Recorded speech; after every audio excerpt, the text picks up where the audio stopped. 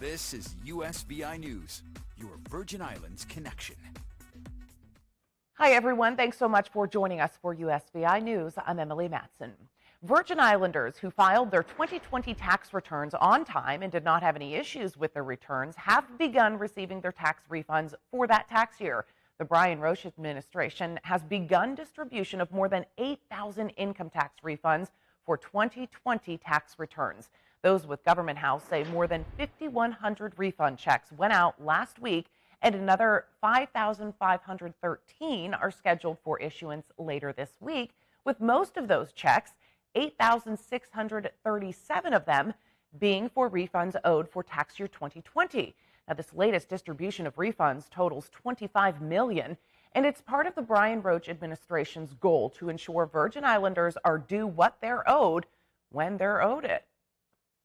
Earlier this month, Governor Brian announced the issuance of $25 million in income tax refunds at the end of June, in line with the Brian Roche administration's fiscal year 2022 budget plan to pay at least $25 million in refunds each quarter, and in line with the governor and lieutenant governor's commitment to erase the years-long backlog of past due refunds owed to Virgin Islands taxpayers.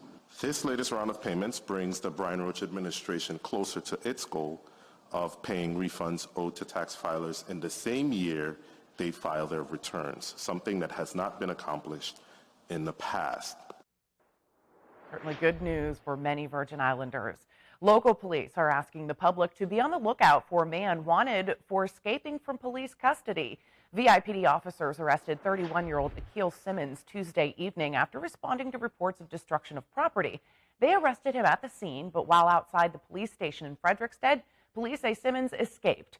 He's wanted for destruction of property, domestic violence, disturbance by threats, and escape from custody. If you see him, you're asked to call 911, Crime Stoppers USVI, or VIPD in St. Croix. This midweek, COVID-19 cases spiked just a bit in the USVI. Health officials are currently tracking 211 active COVID cases territory-wide, with 154 active cases on St. Croix, 56 on St. Thomas, and still just one active case right now on St. John. School is out for summer, and that means maintenance and upgrades are underway at schools throughout the territory.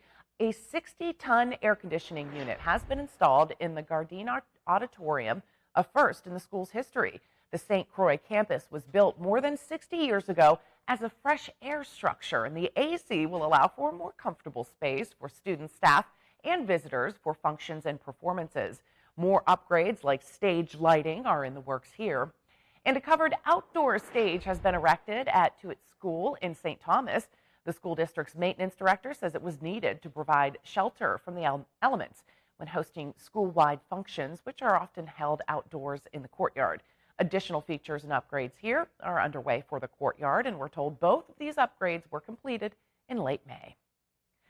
On St. Croix, lots of exciting action recently as youth had an interactive opportunity to learn about fruits, vegetables, and healthy eating. Ready? How many cells are in your body? 75 trillion. Great. Okay, how do you know the difference between a fruit and a vegetable? Fruits and seeds. Okay, so is a tomato a fruit or a vegetable? Fruit. The activities continued with a big supermarket scavenger hunt for kids, which took place at the Market St. Croix with cash prizes, too. Cane Bay Cares hosted the event, which was part of their Level Up with Fruits and Veggies nutrition fair. All these activities are a way to celebrate National Fresh Fruits and Vegetable Month, which is always in June. Congratulations to all these kids on St. Croix who had a chance to take part in this exciting event. President Biden is considering a gas tax holiday and could make the decision by the end of this week. It would bring down prices at the pump as millions get ready to travel for the 4th of July weekend. Errol Barnett reports. Summer is now officially underway. That means more people will be hitting the road. And if President Biden suspends the federal gas tax, which is under consideration, it could save drivers an average of 18 cents per gallon. Now, that would be welcome news to the record 42 million Americans expected to drive more than 50 miles over the 4th of July holiday weekend. That's 88% of all holiday travelers. Today, our national average for a gallon of regular is just shy of $5 per gallon. It's been shedding pennies in recent days. This record number of drivers, though, may be partially due to concerns over the flight delays and mass cancellations we keep seeing, and of course the expense. The average lowest price of a flight is 14% higher than last year. Now, only 7% of people will take to the skies. That's the lowest share of 4th of July holiday travel in more than a decade. But still, more than 3.5 million people will be flying. And because of the recent relaxed COVID rules, international travel is still seeing a surge, with bookings up 252% over last year. Now, for those of us staying stateside, consider this your warning. Travel times are expected to increase on the roads by 50% starting June 30th, which is Thursday of next week, with that Thursday and Friday being peak congestion times. So without a doubt, it's about to get busy out there. Errol Barnett, CBS News, Washington. Consider yourself warned. So more than 1,000 Southwest airline pilots took to the picket line at Dallas Love Field. They say it was not a walkout, rather an effort to get their employers' attention. These pilots are members of the Southwest Airlines Pilot Association and have been working without a contract now with the airline for 2 years.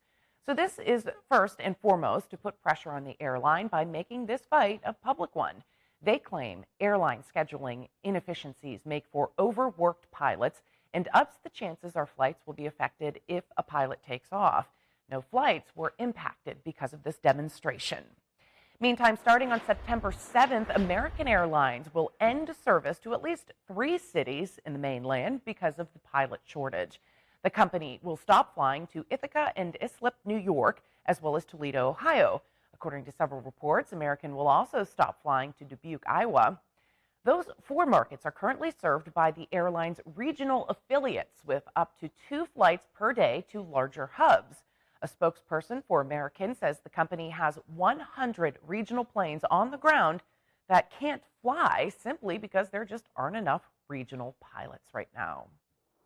This past Tuesday was Ask Day. If you've never heard of it before, the Asking Saves Kids campaign urges people to ask if there are guns in a home before allowing children to go on a play date or enter someone's house. Here's more on how to have that conversation. It's the leading cause of death among children. Between 2019 to 2020, gun deaths jumped nearly 30% in those 1 to 19 years old, according to the latest CDC data. But experts say unintentional shootings can be prevented. We oftentimes have families who really wish they had this simple conversation. Dr. Keisha Frazier-Doe with Children's Healthcare of Atlanta says that's the focus of Ask Day, or Asking Saves Kids. According to the Brady Center to Prevent Gun Violence, 8 children and teens are hurt or killed in unintentional shootings each day because guns were misused or weren't properly stored. And 46% of gun owners don't lock up their guns. You should always have it locked up, unloaded, and the ammunition separate from the gun. Parents are urged to ask other parents whether there are any unsecured guns in a home before allowing their child to go on a play date or babysit for a family. But it can be a tough conversation, so how do you do that? Doe says use the statistics. Share that the numbers have you concerned. Explain that you have a curious or impulsive child, so you just want to make sure all guns are secured. And finally, Doe says put it on your doctor. Say, my pediatrician says I should ask this question before my child comes over to play. The few moments of awkwardness versus a lifetime of grief, the lifetime of distress and pain is totally worth it. The Brady Center also advises parents to acknowledge the awkward, but don't be confrontational. Most responsible gun owners will be open to your concerns.